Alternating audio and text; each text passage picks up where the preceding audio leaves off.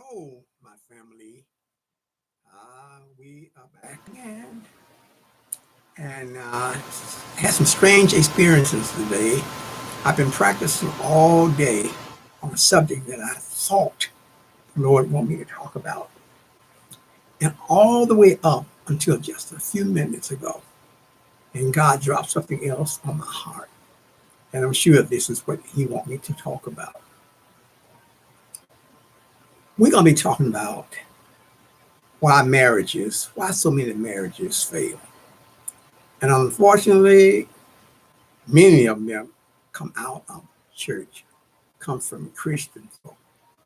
So I want to talk to you very plain today. And some of you are going to be offended, but I just want you to see what God has done, what God planned.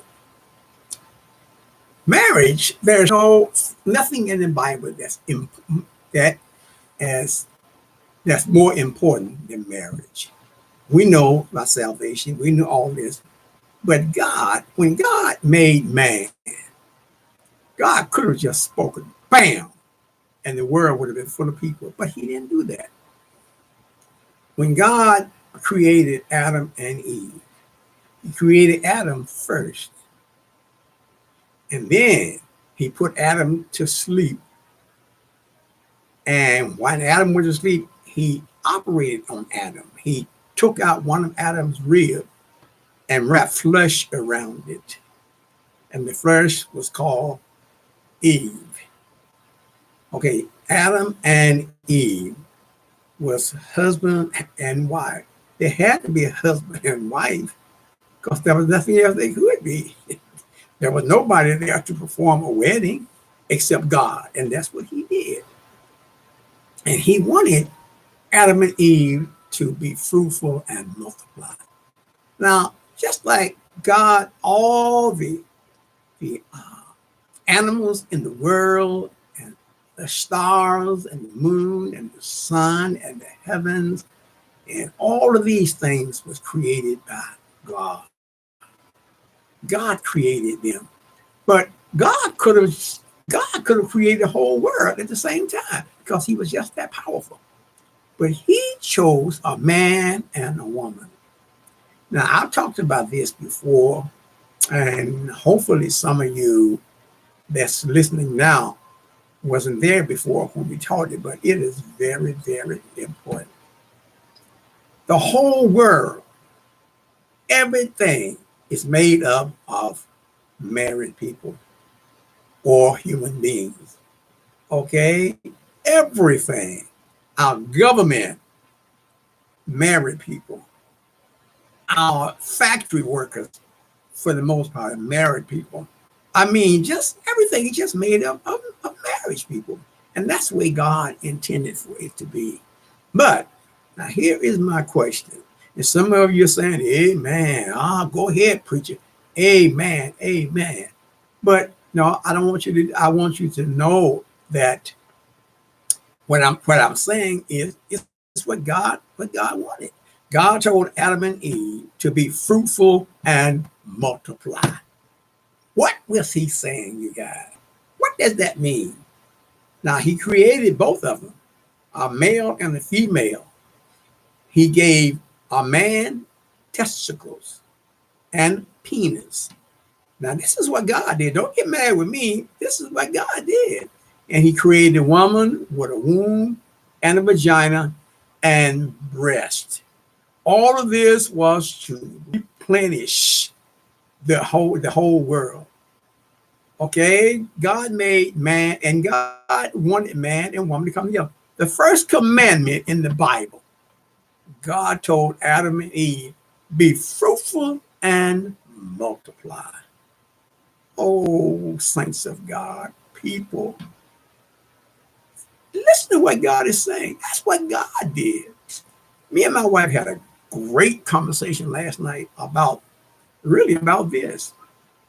How we have been made, and now, especially, I hate to put it this way because y'all gonna think I'm discriminating, but especially, okay, I don't know about the other races. I'm just talking about the black races, and especially in our black women. It's really a shame. Now, I know you guys are married women now, but let me clear it up. It's really both of us. But what I'm saying is now, there's some scriptures in the Bible that says, I repeat again, he told Adam and Eve to be fruitful and multiply. What was he saying to them? Go be fruitful and multiply. Go have sex. Bring children into this world. That's how God intended for it to be. Now, if you look at the fish of the sea, the animals, the birds, they just boom, they were just there. Although they too have the ability to multiply. But we are after God's image. We are, somebody say, we are little gods. And in a lot of ways, that is true because we can create. We create. Look all around you. Look at the big buildings. Look at the airplanes and the cars. And look at everything. Man created that. God gave man the ability to create. So that's why they called us little gods. And what God intended for us to do was to have and just have fun. Just enjoy one another. It's nothing, people. I'm going to say that. I've said this a million times. But when it comes down to sexuality, it's a godly thing. God did it. So, but what do we do? And again, I can't talk about nobody. Let's go to the black race. Women, how many of you was taught about sexuality from your mother?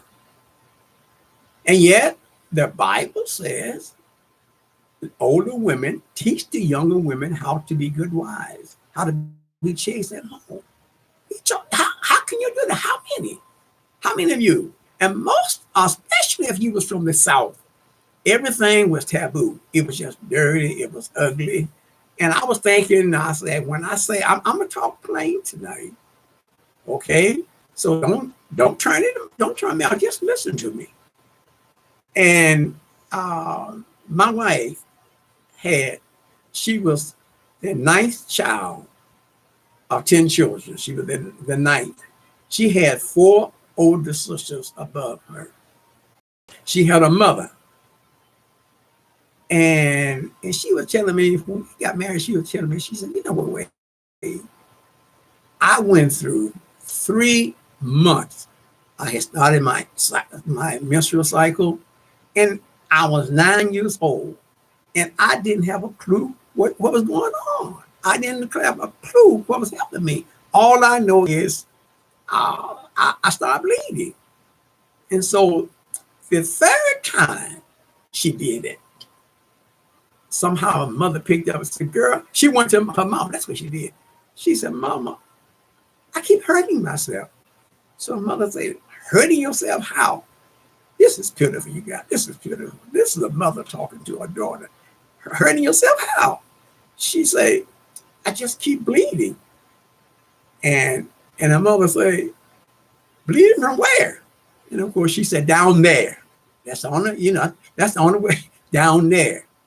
And her mother said, is it from the front or the back? Now, 9-year-old. She said, I don't know. All I know is I'm bleeding. And so she said, okay. Again, okay. She told her, she said, go and look in the closet, look on the top shelf, and bring that box to me. The box was sanitary napkins. But that was another thing, was a no-no. It was just a no-no. That was, you didn't talk about that. And she said, in those days, the girls didn't wear clothes like we wear now. They wore what they call bloomers. They were just baggy. And she said, come here. And my wife said she took it out. She said she never seen anything like that. What am I supposed to do with this? So she told her to put it on, and she told her what to do. And when we got to thinking about that, I said, this is really sad. even until this day, with all the technology that we have, a lot of us are still going through that same thing. I was the youngest in my family. I was the baby. And all of my sisters and brothers, my youngest brother, closest brother to me, was 6 years older than me. All the rest of us like teenagers when I was born. And I back in those days, now this was in the 40s and the 50s. And I know my mother would every month. Now I didn't figure this out until later on, but every month, Mama would call me and she would have a note. She would write a note and she'd say, "Take this down to the drugstore and give it to the man. Do not open this note." And so, hey, I wasn't even a teenager. I was a minor. And so I would go down there and get it. And when I go to the store, and some of you out there laughing now, you say, "I know what you're talking about," because we had to do the same thing. Excuse me. I would go to the store and give the man a note. He wouldn't say a word. He would turn around and he had a long stick and it had a hook on the end. And all across the shelf, the top shelf, was just packages, but they was all in green and some in tan paper. So he would reach up there and pull one down. It would fall and he would catch it. He would give it to me. Wouldn't say a word. So I would take it home. But every month it would happen. And I began to say, what in the world is in this box? But Mama never said anything because it was such a no-no.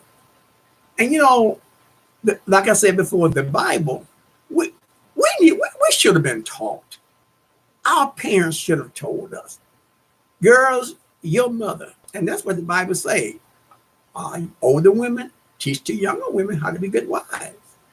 But how can you teach what you don't know? And so the number one thing what the women would tell the girls, this was what I've heard a million women, young girls say that's where they grew up. And the thing was, the mama would tell them, keep your panties up and your dress down. Now, keep my panties up and my dress down. What are you talking about? But that's what they would say. And everything about sex was nasty. It was just dirty. Matter of fact is, I was reluctant to say this because I know some of you are going to get offended. But, when I was young, I was a young boy, and I had feelings that I didn't even understand. But let me see how to put this. If we was trying to mess with a little girl, okay, the thing what we would say is not listen to this, folks. The thing that we would say is, hey, want to do something nasty? Hey, you want to do something? That's all we knew, that it was nasty and it was dirty. And then what we do, we grow up and bring it right into our marriage. And that's really sad. And a lot of our marriages are breaking up because of that. And I'm serious now. And it doesn't have to be like that. And I don't know about the now generation because you guys, you're more liberal. When we was growing up, this is the way it was. Everything was dirty. Everything was dirty, especially sex. It was just dirty. And so how are we supposed to grow up enjoying and looking forward to it? Because that's all we heard. That is bad. You don't do that. That's nasty. And, just think about that. How silly that sounds. Hey, want to do something nasty? The desire was there, but we were taught that it was ugly. And so I wrote a book. I wrote a book on marriage. And I wrote it, and I think it's entitled Experiencing the Ultimate Intimacy in Marriage. Most of us don't do that because everything is dirty. I remember when we first got married, my wife was 25 years old. I was 24. And at nighttime, and we went together for about 3 months. We never went beyond kissing. We never had our sexual, because we both was in the church and we were taught against that.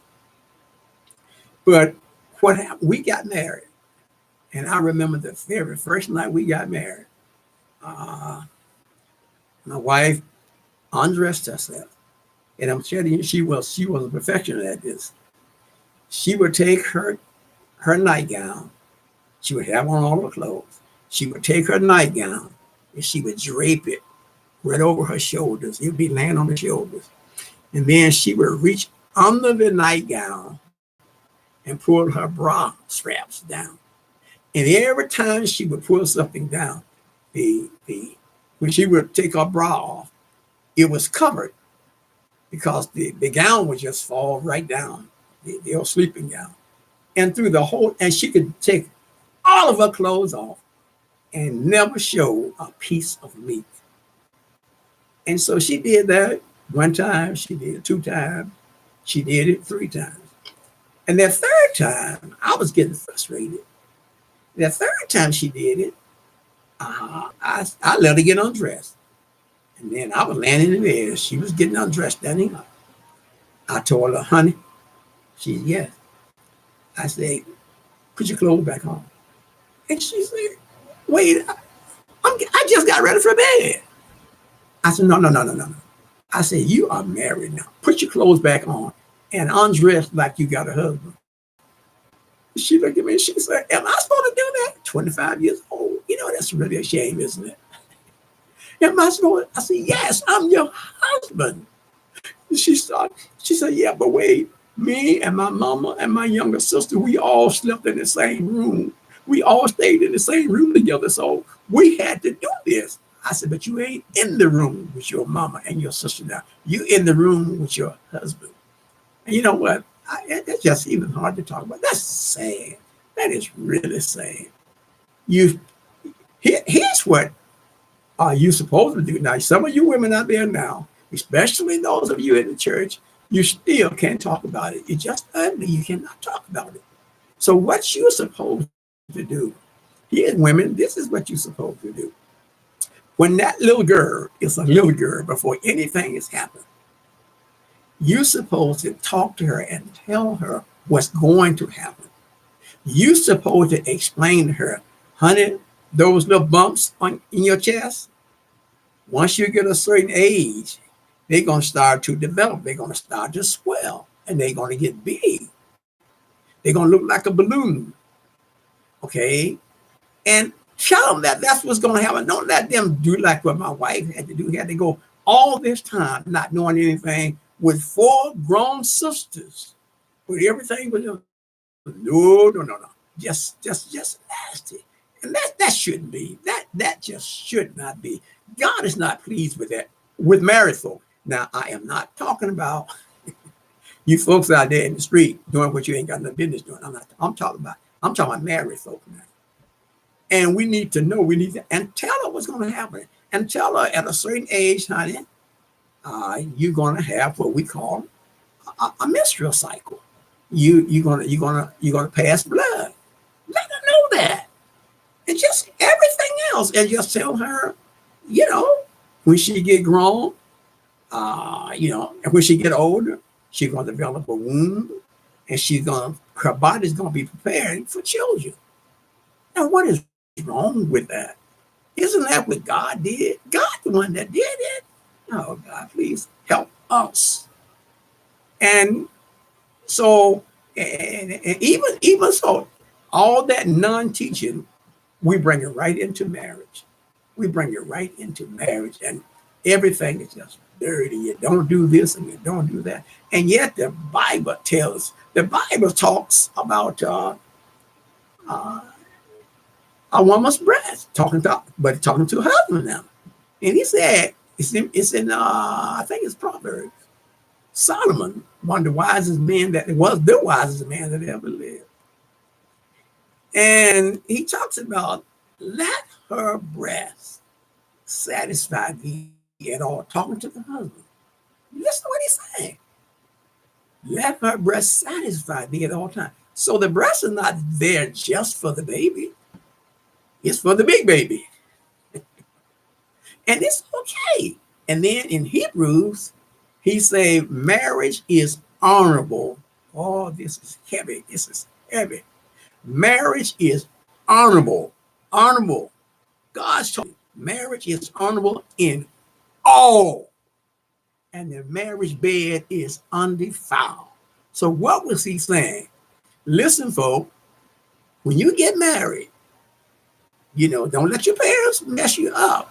When you get married, whatever you and your spouse decide to do in your bedroom is your business. Woo! I can hear you clicking off right now. Oh, that pervert. But it's the truth. I mean, it's the truth. And so he put so much emphasis. He put so much emphasis on sex in 1 Corinthians chapter 7, the first 5 verses. And he talks about sexuality. Matter of fact is, watch what now, to fast, that's very sacred. To fast. But the Bible says in the chapter that I just quoted there, he said, God gave you the ability to enjoy one another. Matter of fact is, women, you can't go to your husband and say, I'm going on a fast. He has to okay it. And the Bible said he has a right to tell you no, because I need your body. I mean, that's heavy. And vice versa. A man can't fast. He has to ask his wife. And if she said no, he cannot fast. That's the power that God put in marriage.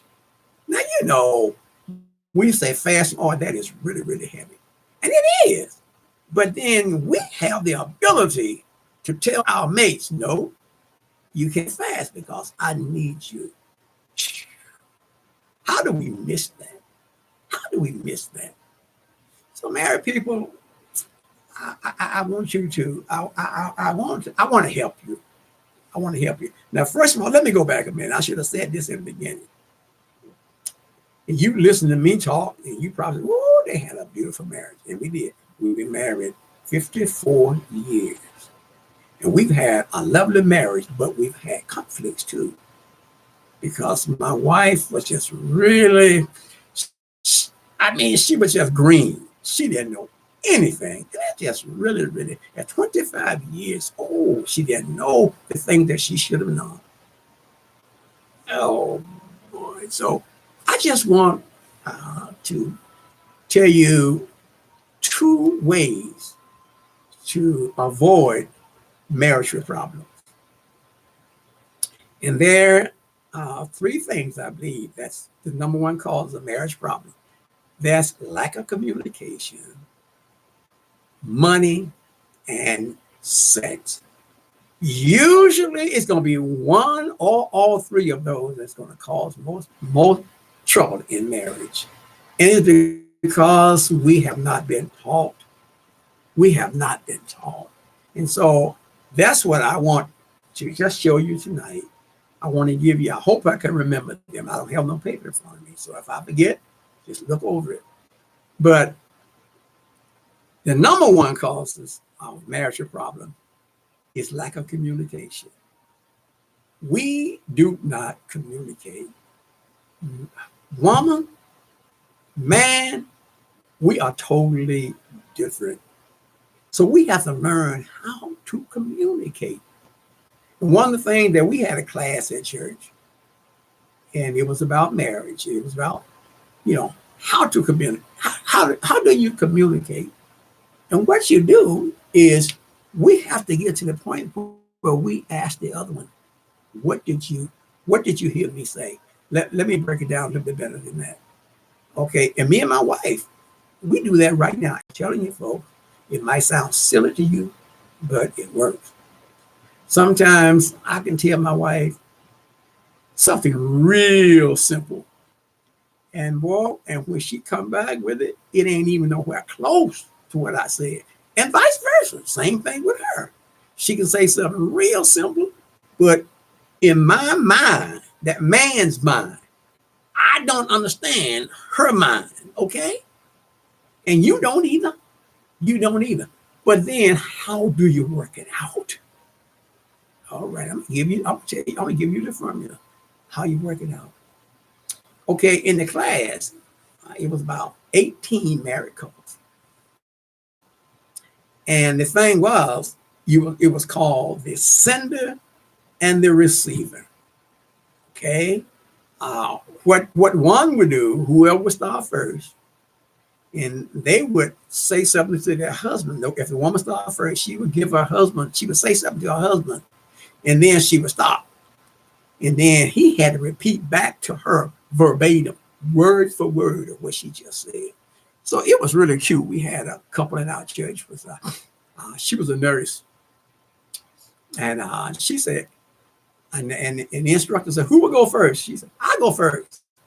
So when she told her husband, his name was Morris, she said, Morris, she said, I'm a nurse. Well, no, she didn't tell him. I mean, he knew she was a nurse. He was telling the class, I'm a nurse. He said, sometimes I stay late. I have to stay over. And sometimes I have to, it's dark before I can get off work. And she said, and sometimes I have to urine so bad, but I don't want to just stop anywhere in urine. So I said, if I can just get home. And she said, I rush home and I open the door and you got all the lights turned off.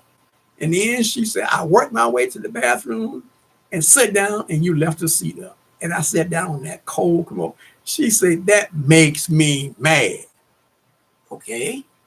How do you handle that? What would his response be? I'll tell you what it's going to be, but that's not what it ought to be. He's going to say, turn the lights on. Okay, that's common sense, turn the lights on. But no, he can't say that. And then she say, you got it? He said, I got it. She said, repeat back to me what I just said. And he'll go back. But if he leave one word out, she said, you ain't got it. So she would have to say it again. Now, don't make it so long that he can't remember all of it. And so he says, okay, you said that you come home sometime and you have to pee and I left the lights off and you sit on a cold seat. Is that right? And she can say either yes or no. If she says, no, you ain't got it right, then she got to say it again. But don't add anything. Say the exact same words again. And then what he would do, now he would repeat it. He would keep doing that until he could say the exact words that she said. That's communication, you guys. That's communication. And you don't have to do it like, that was her story. But with anything, just make sure. And then on the other hand, the man's going to turn around and then he's going to give her one. And then she got to repeat back to him verbatim. Okay, what does that do? First of all, it forces you to listen. Because you see, most of the time when we get in an argument, the husband and wife get in an argument, we don't really hear what he or she is saying. Because we're just waiting for her to pause so we can get our 2 cents in, and vice versa. And you're always going to end up with an argument like that. So what you want to do is ask her, you say something to her and have her to repeat back to you what you said. And then she did it to you. So, and I guarantee you it'll work. And you got to keep going until the one can answer the question that the other one asked. It's beautiful. Now that's how you learn how to communicate. And me and my wife, I can say, honey, I'm gonna fix breakfast. I'm gonna fix me some breakfast. So, and I can ask her, oh wait, you want me? No, I say, I'm gonna fix me some breakfast. And then when I say that, what I do now, even before she can say anything, I say, Okay, Dolores, what did you just understand me to say? And folks, you will be surprised how far off she is. What she thought she heard me say wasn't even in the ballpark, and vice versa. Same thing. She can say something, and then she asks me, and I'll be way off. But you know what? We found the solution. We keep doing it. Okay, I'm gonna repeat it again. And now, what you're doing now, before they wasn't really listening. You were just waiting for him or her to pause so you can get your 2 cents in. But now it forces you to listen because you got to repeat that. It worked, folks. It really, really works. And the other one is really sort of similar to it. At night, we had a couple to come. We had started. We had started the dancing in our church, what they call the holy dance. We wasn't used to that, you know. So our pastor said, we're gonna dance. We're gonna dance to the Lord, for the Lord. And so we had a couple to come from Tennessee. It was a white couple, young couple, and they came to show us how to do what they call the holy dance. You know, almost everybody knew how to jitterbug, you know, whatever you guys call it, but that's what we call it. But they got up on stage, and he said, before we get started, I want to say something to you guys. You know, we say, what is it? He said, I want to say something to you guys. He said, me and my wife never have an argument. We said, oh, yeah, sure. Ain't no such thing. He said, but I'm going to explain. Folks, I want you to swallow this, and then I want you to just practice it. If you think I'm lying, just practice it. Just practice it. And I'm telling you, you will see a world of difference in your marriage. And so he said what they do every night. And that's very important to get a number. Like he said every night at 6 o'clock. It might not be 6 o'clock for you. It might be 5 o'clock or 4 o'clock or 8 o'clock or 9 o'clock or 10 o'clock. But that's going to be the time. He said every night at 6 o'clock, me and my wife sit around the table. And I ask her, honey, is there anything that I have said or not said? Or is there anything that I have done or not done? If I've done anything to hurt you today, what is it? Okay, now everybody got to be truthful. She can say, yes, you did such and such a thing. And then she would go and explain, when you said this or that, or when you did this or that hurt me. Okay, now what he's got to come back, honey, I am so sorry. Darling, I really didn't mean to hurt you. I didn't even realize I hurt you. Would you please forgive me? And she going to say yes or no. If she said no, you got to keep working it. You got to keep working it until she said yes. And then she going to turn around and do the same thing to him. And then he got to say, yes, you hurt me today, or you didn't. And he said it works. And you know what, people? Me and my wife have tried that. And I'm telling y'all, it works. Every night. But it's very important. 6 o'clock is going to be our time. Or whatever you choose. I'm just using 6 o'clock. Okay, every night at 6 o'clock, you sit around your table and just ask, honey, have I done anything today to hurt you? And you would be surprised how many times she said yes, or he would say yes, and you didn't even realize it. Not but you got something to work with that, but honey, I did not. I love you too much to hurt you. I did not mean to hurt you. Like, and like I say, when you practice that, it really, really will work. Because me and my wife, we was having a little spat. Yes, we had a spat. We got a good marriage, but it's not perfect. There's no such thing as a perfect marriage. And so she was hurt. She was hurt about something. I said, what's the matter? She went and said it. And I said, no, talk to me. And she said, you hurt my feelings. I said, what did I do? And she said, you talk down to me. I said, I talk down to you? Okay. I said, okay, stop right there. What does talking down to you mean? Because I don't think I do. But if you think I do, that's the important part. I said, so how do I talk down to you? And then most of the time she can't come up with nothing. But if she can come up with something, she would tell me, okay, when you talk down to me, you know, you do this, I look at that as you talking down to me. Now, some of you probably already noticed right here how much I use my hand. I talk a lot with my hand. And so, and that's what she was looking at. She said, yeah, but you just, your veins in your neck, your hands are just going round and round. I said, I've been like that all my life. That's just the way I talk. So please don't take that as I'm talking down to you. Okay. And then her other one.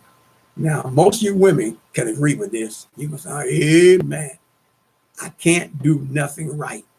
I can't please you.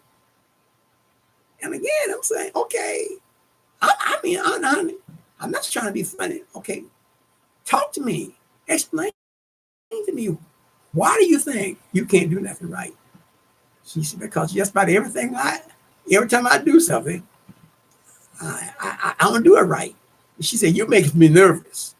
And so I just lose it. I said, well, I am so sorry. I did not. I'm going to work on that. And so these are just a couple of the things that you can do to really work on your marriage, to make it better. Okay, because I want to leave this with you guys because I want you to sleep on this. Women and men, y'all ever heard the saying that men are from Jupiter, women from Mars, or whatever the planet is? And we know that's not true. But what it's saying is you come from a different atmosphere than I came from. And both of you. And so you learn what you do at the end. Okay, let's work on this. Husband, you go to the store with your wife. Now, it might be a handful of you out there that don't. But when you go to the store with your wife, I hope you got some time because she might go to buy a dress. But everything she passed by, oh, honey, ain't that pretty? Oh, ain't that cute? Honey, we didn't come here to buy that. Okay, get your dress so we can get out of here. And she'll stop. Oh, look at them pretty shoes. Honey, you didn't come to get the shoes. But women are just like that. Most of the time when a man goes to the store, he's going to go and get what he went for. And he's going to come out of there. Now, that's not 100% true with everybody. But for the most people that I have seen, that I have known, that's the way it is. So when I go to the store, sometimes my wife wears me out. We just be walking, all of a sudden she just stop. So boom, and I bump into her. I said, wait, honey, look at that pretty dress. Ain't that a pretty skirt right there? Ain't that a pretty dress? And then she go, and before she's through, she has been through that whole store looking at something. So I got wise. So I said, here, honey, here's $500. Go to the store and buy everything you want to buy, but please don't ask me to go with you. But we're just different. We are just different. And we have to learn and accept that. It's okay. God made us different. God made the man the head. Ooh, the black women hate to hear that. Oh, you ain't, And when the women's lib came along, it really got bad. But God made the man the head. And somebody got to be the head. When you go on your job, somebody there is the head. And that same way the man. I'll say God gave the man some things he didn't give the woman because he's the head. So he's going to be able to, like my wife tells me all the time, ways you can solve problems so easy. I say it's not because I know so much. I say it's just God gave that to the man. He just gave it to me. Now I didn't say the woman is dumb, okay? Because some women is better at it than the man. But as a rule, God made the man the head of the woman. Okay?